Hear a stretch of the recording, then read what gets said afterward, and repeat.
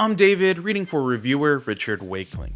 5 games in and sniping Nazis still hasn't gotten old. Whether it's a well-placed bullet in the back of the skull, a shot right through the iris of an unaware enemy, or a 200-yard peach that collides with a pair of balls, Sniper Elite's schlocky long-range action remains gloriously fun.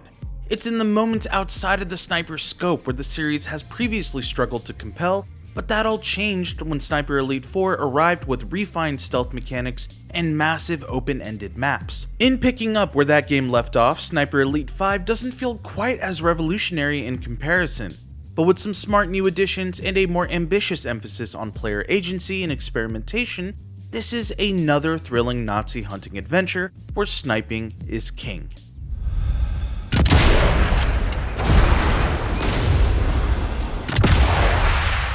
Once again, you're thrust into the mud-caked boots of American marksman Carl Fairburn, this time deep behind enemy lines in occupied France. Sniper Elite 5 is set in the weeks and days just before, during, and after D-Day, when Allied forces launched a joint sea-based and airborne invasion of Normandy on June 6, 1944. Your initial mission is to covertly disrupt enemy operations in preparation for the French theater of war, destroying AA guns, disabling comms, blowing up fortified coastal positions, and so on. It doesn't take long, however, before you unearth yet another dastardly Nazi plot that could turn the tide of war, so it's up to Fairburn to put a stop to their plans and save the world from catastrophe. Now you'll do this by sniping, blasting, and stabbing your way across various locales in northern France. From a picturesque chateau in the middle of the verdant countryside to the obliterated coastal town of Saint-Nazaire where the Loire River heads inland.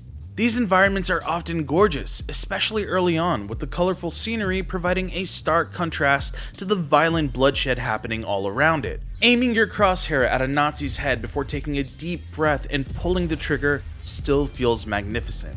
There's a gratifying rhythm to lining up your shot, adjusting for distance and wind, and then watching your bullet propel across the map until it collides in the most grisly way imaginable. Sniper Elite 5 has mastered the cinematic bullet camera, with each shot ending in a violent cacophony of broken bones, ruptured organs, and exploding eyeballs, all captured in X-ray vision to reveal the brutal details. Close-range combat with pistols and SMGs is solid by comparison, with enemies crumpling from your shots in a satisfying manner, and you can now switch to a first-person view and aim down sights to achieve slightly greater accuracy. Fairburn still isn't quite as nimble or fluid in his movement as, say, Metal Gear Solid 5's Venom Snake, so you will encounter a few awkward moments where you struggle to get into the right position to perform a takedown or mantle over a piece of cover. Combat does feel more personal in Sniper Elite 5 though, thanks to the inclusion of a deep weapon customization system.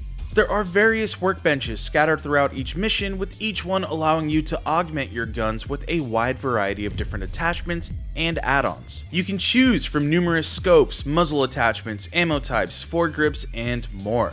They might not all be strictly period appropriate, but tinkering with a weapon until it's tailor-made for your playstyle is a treat. You might opt to equip one of the many suppressors and then combine that with subsonic ammo to shrink your sniper's audible range, letting you take out targets without having to mask the sound of your shots with a misfiring generator. The trade-off is that doing so will increase the amount of bullet drop, making long-range shots harder to pull off.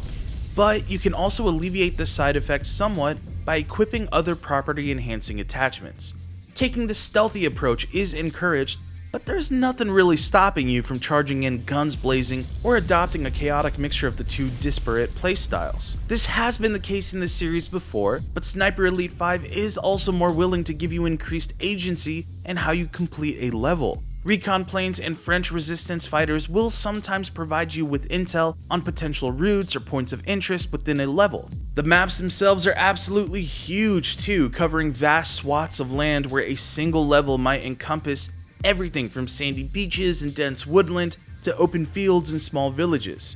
Retrieving classified Nazi intel from the aforementioned chateau might be your end goal in that particular mission, but before you can even sniff its walls, there are numerous German patrols and checkpoints blocking your path. Farms and ransacked houses just begging to be explored, auspicious sniping perches to uncover, and assassination targets to eliminate. Fairburn's platforming prowess has been expanded upon to increase your options when traversing these large spaces. You can now use vines to scale walls, and utilize zip lines to quickly abandon a compromised sniper spot or cover a large amount of ground in a couple of seconds. This enhanced repertoire allows for more variety in how each map is designed too. The freedom each map offers is fantastic, but there are unfortunately a few too many moments where the illusion is shattered by invisible barricades. Whether it's a waist-high wall you can't clamber over, even though it looks the same as the ones you can, or a thin row of bushes that prove impenetrable. The maps aren't linear in any sense of the word, but these barriers can make it feel like you're being guided in a particular direction at times.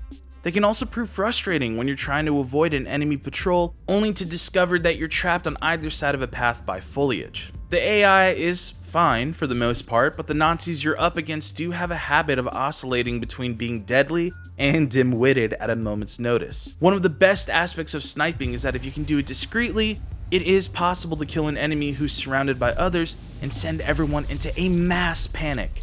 It's here where they feel most human, because without hearing the shot or being able to physically see you, they have no way of knowing where you are. If they do hear the shot, they're able to triangulate your position, at which point they'll attempt to snuff you out. It's a little too easy to escape and simply circle around behind them for some easy kills, but experimenting and devising new strategies based on the AI's behavior is a rewarding endeavor. That's less true though when you're spotted by an impossibly eagle-eyed soldier, or your cover's blown with no indication of how it happened. These instances are infrequent, but it's still disappointing when your plans are upended due to finicky AI. Playing through the campaign with another player in co-op lessens these shortcomings a tad, but Sniper Elite 5 also introduces a multiplayer invasion mode that's similar to those found in the Souls games or Deathloop. By turning this mode on, you'll earn more XP for everything you do, which can then be spent on various upgrades like more health or more inventory. However, you will be susceptible to invasion from another player who can enter your game as an Axis sniper. This transforms the game into a tense cat and mouse affair as you both attempt to take one another out. The invader can make use of the AI to track down Fairburn, while the invaded player has the opportunity to phone a scout and reveal their hunter's last known position. Much like the rest of the game, there is a lot of freedom in how you handle an invasion. You might try to lure the other player, plant traps where you think they might go, or hunker down in a defensible position and hope you can snipe them before they snipe you. Whichever side of the coin you're on, invasions are a nerve-wracking new addition that plays into the series' strengths with a focus on stealth and the thrill of long-distance shooting. Sniper Elite 5 follows in its immediate predecessor's footprints with another massive open-ended sandbox for you to experiment in. There's a renewed emphasis on player agency this time around that factors into every aspect of its design, from the way each sprawling map is constructed right down to the addition of a broad weapon customization system. Invisible barriers tend to break the immersion at times, and the AI can be overly finicky as it veers between competence and incompetence. Fairburn isn't the most graceful protagonist either, but these shortcomings aren't damaging enough to seriously dampen the glee that comes from shooting Nazis in the face from 300 yards away. When it comes to long-range combat, Sniper Elite 5 has indeed mastered the craft.